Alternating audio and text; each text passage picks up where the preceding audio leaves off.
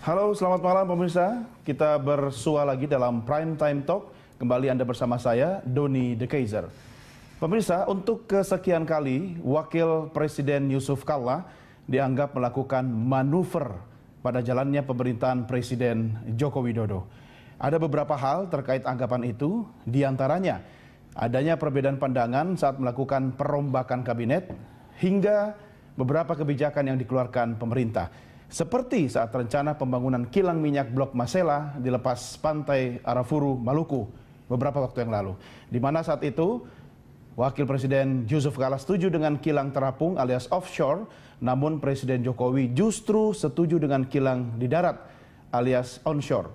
Jika benar adanya anggapan tersebut, maka akan berdampak dengan jalannya roda pemerintahan yang sisa 2 tahun saja. Kita akan membahasnya dalam bingkai membaca manuver JK. Sudah hadir bersama saya di studio Berita 1 News Channel, Ray Rangkuti, pengamat politik senior, dan juga Handoko, Ketua DPP Projo. Kita akan menghubungi melalui sambungan telepon Said Didu yang merupakan mantan mitra kerja Wapres Yusuf Kalla yang saat itu juga sempat menjadi Sesmen Kementerian BUMN tahun 2005-2010. Selamat bergabung Bapak sekalian. Bang Ray, apa kabar? Baik. Sehat? Mas Handoko? Alhamdulillah. Aman ya? Aman. Tapi bagaimana Republik kita ini sebenarnya? Sehat atau sedang sakit flu kayak saya? Ya, ada flu-flunya dikit. Ada flunya. Ya. Saya kok membaca gini Bang Ray, seperti deja vu. 2004-2009 Pak JK mendampingi Pak SBY. Kok seperti sinetron lama dengan sutradara baru, tapi dengan cerita lama yang diulang lagi di era Pak Jokowi ini. Komentar Anda? Ya, menurut saya karena peran yang berbeda mungkin ya. Di zamannya Pak SBY itu memang kelihatan sekali peran Pak JK itu agak banyak ya, agak diberi keleluasaan lah. Diberikan peran. Bahkan pada tingkat tertentu kelihatan Pak JK lebih banyak menangguk nama ya. Misalnya ya, mungkin karena itu juga justru kalau dibaca dari zaman di saat itu kelihatan Pak SBY-nya itu agak kurang srek gitu ya, karena Pak JK-nya seperti terlalu lincah, melonjak begitu gitu.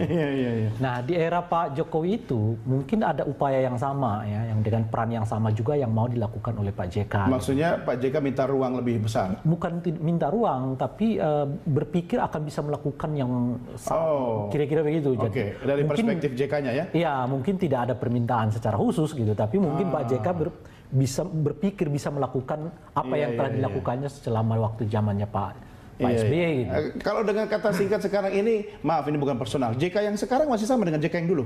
Saya pikir nggak ada yang berubah ya, justru makanya ini Pak JK merasakan 2004-2009 itu bisa optimal lah sebagai wakil presiden, diberi entah itu diberi atau Pak JK sendiri yang inisiatif gitu ya, tapi faktanya kan beliau bisa melakukan sesuatu yang pada era itu orang melihatnya secara positif gitu. Mungkin pikiran yang sama juga kebawa di era yang sekarang ini.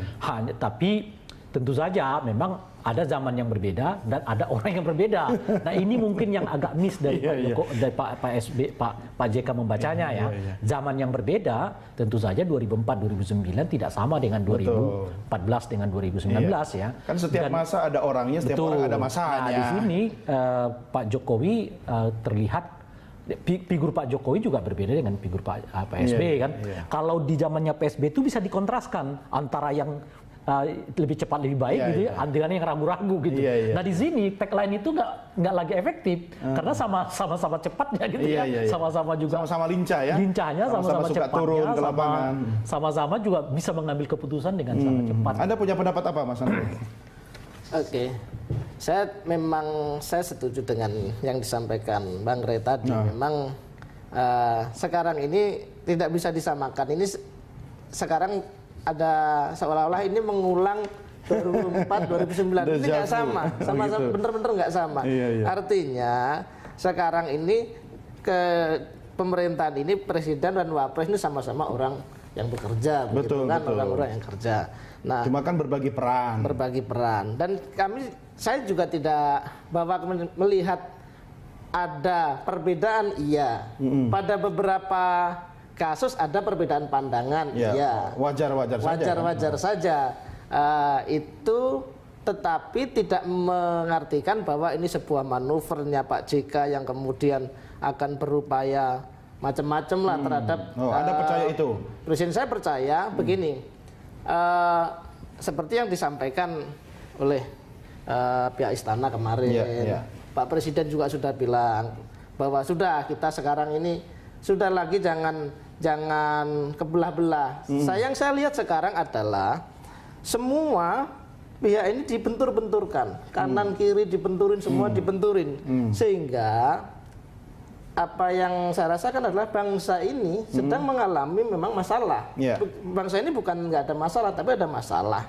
Tetapi sudahlah, ayo kita bersatu, gitu.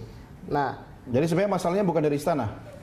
Saya tidak mau mengatakan itu masalah dari istana, tapi ini ada masalah dan tidak ada untungnya sama sekali ketika. Masa Anda nggak baca kemarin waktu pilkada DKI Jakarta? Oke, bahwa misalkan Pak JK mempunyai pilihan politik tersendiri. Iya.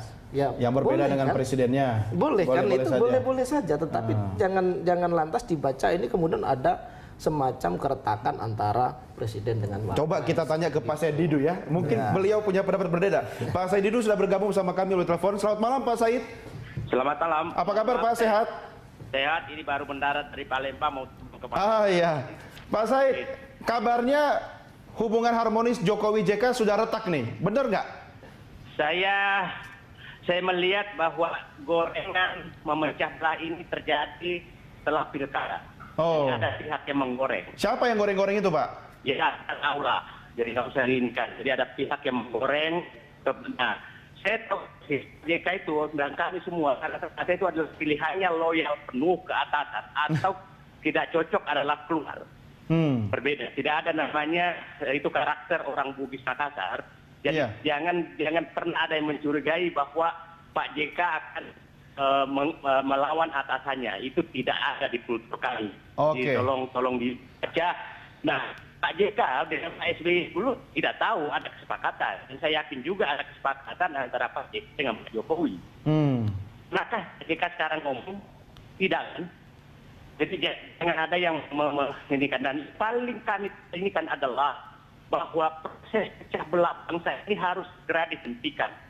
Karena saya melihat sudah ada gerakan memecah belah antara presiden dan wakil presiden. Itu yang sangat berbahaya. Sangat berbahaya. Jadi lupakan semua dulu, jangan ada yang berbarbar untuk menghancurkan persatuan bangsa. Jangan ada. Kenapa kami masuk kemarin keluar?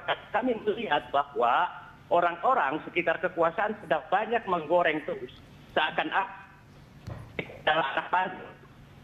itu menurut saya sudah sangat-sangat. Ini yang suka goreng-goreng apakah elit partai politik yang pengen sekali misalnya ada keretakan sehingga ada kocok ulang, ada reshuffle? Bukan sama sekali. Bukan.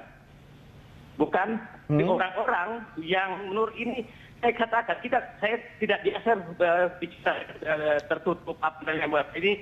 Saya tahu bahwa ini adalah dampak dari pilkada DKI yang seakan-akan JK berbeda pendapat dengan Pak Jokowi tentang calon. Bukan seakan-akan, memang ada perbedaan pendapat kan?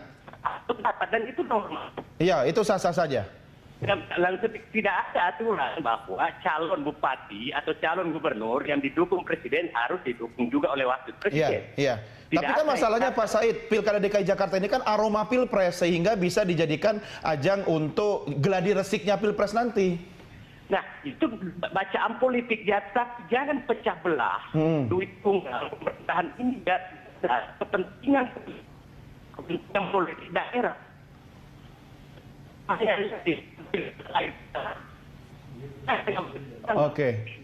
Maka pecah bangsa ini. Etika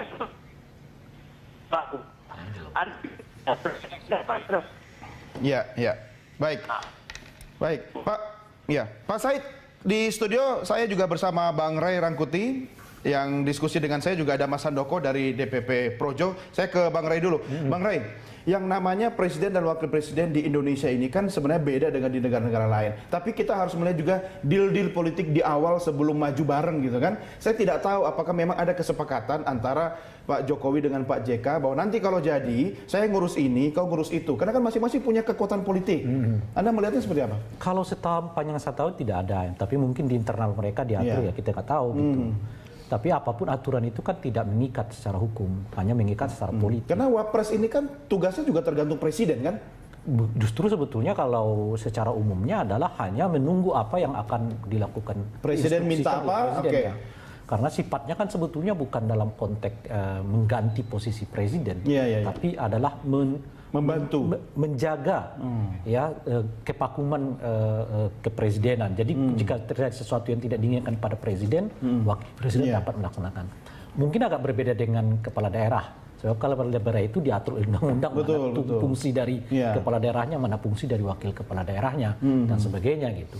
Nah itu yang bisa menjelaskan mengapa kadang-kadang di satu rezim wakil presidennya begitu menonjol, presidennya kelihatan tidak, seperti terjadi 2004-2009 itu, tapi secara umumnya dan lazimnya di kita presidennya yang paling sangat menonjol dan wakil presiden memang lebih bersifat seremonial kan. Jadi tugas-tugas ya yang memang diinstruksikan oleh presiden. Jadi kalau dilihat dari itu kesemuanya, memang tidak ada satu aturan yang baku yang menetapkan bahwa ini wilayah presiden, ini wilayah. Ujung-ujungnya sebenarnya tergantung presiden kan?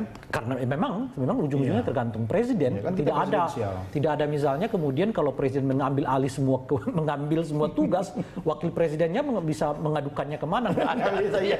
Sama seperti zaman Pak Harto waktu Pak Tri Sutrisno nggak dikasih kerjaan apa-apa gitu kan? Nggak bisa diapa-apain kan? Oke, baik. Bapak-bapak kita break dulu, kita lanjutkan segmen berikutnya. Pemirsa, kami segera kembali sesaat lagi. Tetap bersama Prime Time Talk.